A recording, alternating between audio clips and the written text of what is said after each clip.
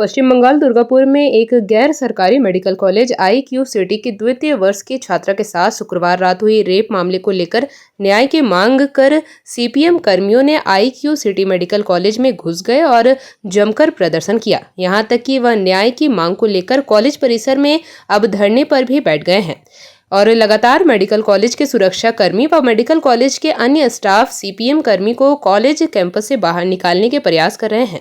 वहीं मौके पर पुलिस भी पहुंच गई है। कॉलेज प्रशासन के साथ साथ पुलिस की सुरक्षा व्यवस्था के ऊपर भी CPM कर्मी सवाल उठा रहा है।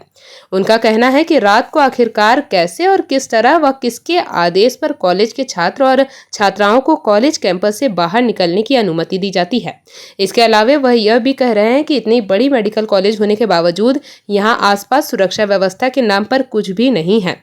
यही कारण है कि आरोपियों ने बेरोक-टोक बिना किसी डर और भय के इस जघन्य घटना को अंजाम देकर बहुत ही आसानी से फरार हो गए। ऐसे में उन्होंने यह भी कहा कि चुप नहीं बैठने वाले व दोषियों को तो सजा दिलाने ही वाले हैं, साथ में वह ऐसे दोषियों को सह देने वाली इस सरकार को भी उखाड़ फेंकेंगे। গতকাল রাতে দুর্গাপুরের একটি college medical college IQ city সেখানে একজন মেডিকেল স্টুডেন্টকে তাকে গণধর্ষণ করা হয়েছে। এটা একটা নতুন ট্রেন্ড পশ্চিমবঙ্গে। ডাক্তারদেরকে গণধর্ষণ করা, সেই ডাক্তার অভয়া হোক, আরজি করে ডিউটি করছে এমন ডাক্তার হোক, বা আজকে IQ সিটি হাসপাতালে একজন ইন্টার্ন হোক, একজন স্টুডেন্ট হোক, ডাক্তারি করছে, তাকে গণধর্ষণ করা হয়েছে। আসলে এটা হচ্ছে পশ্চিমবঙ্গের ল অ্যান্ড অর্ডার প্রবলেম এবং মানসিকতা। এখানকার যারা রেপ করে, যারা মোলেস্ট করে, যারা খুন করে, তারা জানে যে আমাদের মাথার উপর তৃণমূল আছে, আমাদের মাথার উপরে মুখ্যমন্ত্রী আছে। আমাকে শুধু লোকাল তৃণমূল নেতার তার পায়ে পড়ে দিতে হবে, তাহলেই আমি খুন করি, রেপ করি, সবকিছু ক্ষমা হয়ে যাবে। এই রাজ্যে পশ্চিমবঙ্গে কোনো ল অ্যান্ড অর্ডার নেই, মহিলাদের কোনো সম্মান নেই। আপনি যে কোনো মহিলার গায়ে হাত দিতে পারেন, রেপ করতে পারেন, খুনও করে দিতে পারেন, কিন্তু ঘটা করে কয়েক কোটি টাকা খরচা করে আপনি মা দুর্গার পুজো করেন, মা কালীর পুজো করেন, মা সরস্বতী, মা লক্ষ্মী, মা শীতলার পুজো করেন।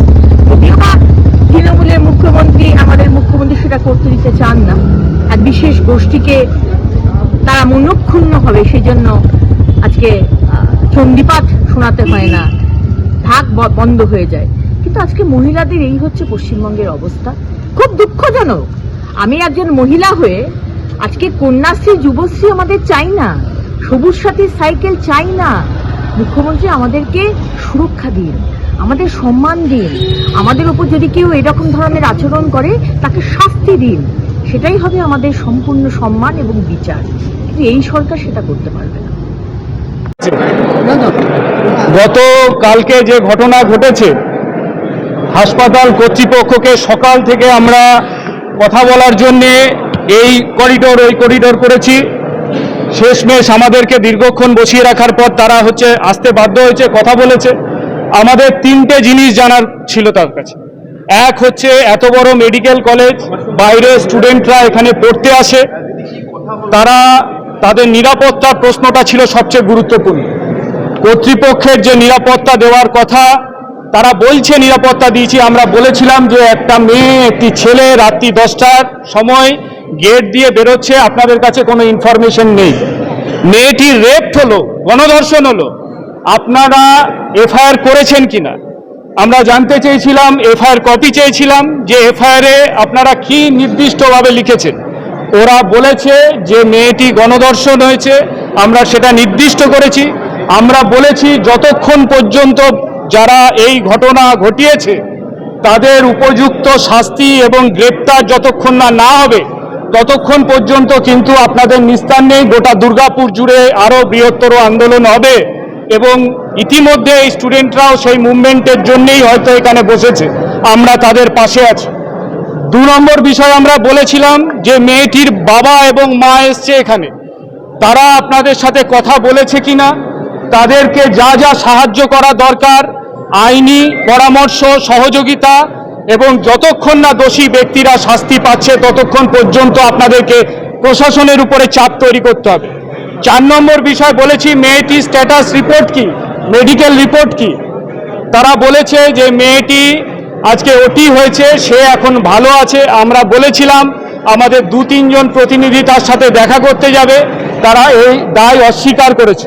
কিন্তু আমরা ভারতের কমিউনিস্ট পার্টি মার্ক্সবাদীর পক্ষ থেকে এটা বলতে চাই যে গোটা দুর্গাপুর জুড়ে যে এই রাজ্যে যা চলছে, আরজিকর থেকে শুরু হয়েছে, তার আগেও হচ্ছে, গোটা রাজ্য জুড়ে যে পরিবেশ তৈরি হয়েছে, একদিকে গোটা রাজ্য জুড়ে কার্নিভালের নামে কোটি কোটি টাকা খরচ হচ্ছে, আর একদিকে আমাদের রাজ্যের রেপ কালচারকে এস্টাবলিশ করছে তৃণমূল কংগ্রেস এবং এই শাসক দল। দুর্বৃত্তরা খোলা আম ঘুরে বেড়াচ্ছে, স্টুডেন্টদের কোনো নিরাপত্তা নেই, সাধারণ নাগরিকদের কোনো নিরাপত্তা নেই। এই ব্যবস্থা চলতে পারে না। আমরা যা বলার বলে এসেছি। আমরা আজকে থেকেই গোটা দুর্গাপুর জুড়ে একদিকে থানাতে ডেমনস্ট্রেশন হবে, অবরুদ্ধ হবে, আর একদিকে এই স্টুডেন্টরা যে মুভমেন্ট শুরু করেছে, আমরা তাদের কাছে বিনয়ের সাথে বলবো, তোমরা তোমাদের অধিকার ছাড়বে না। যতক্ষণ না দোষীরা শাস্তি পাবে ততক্ষণ পর্যন্ত তোমরা এই আন্দোলন চালিয়ে যাও। আমরা বামপন্থীরা, আমাদের এসএফআই, ডিওএফআই, মহিলা সমিতি সব, এবং আমরা বলেছি কর্তৃপক্ষকে, প্রিন্সিপালকে, আপনারও উচিত সাংবাদিকদেরকে ফেস করা এবং যা যা ঘটনা ঘটেছে তাদেরকে জানানো পরিষ্কারভাবে।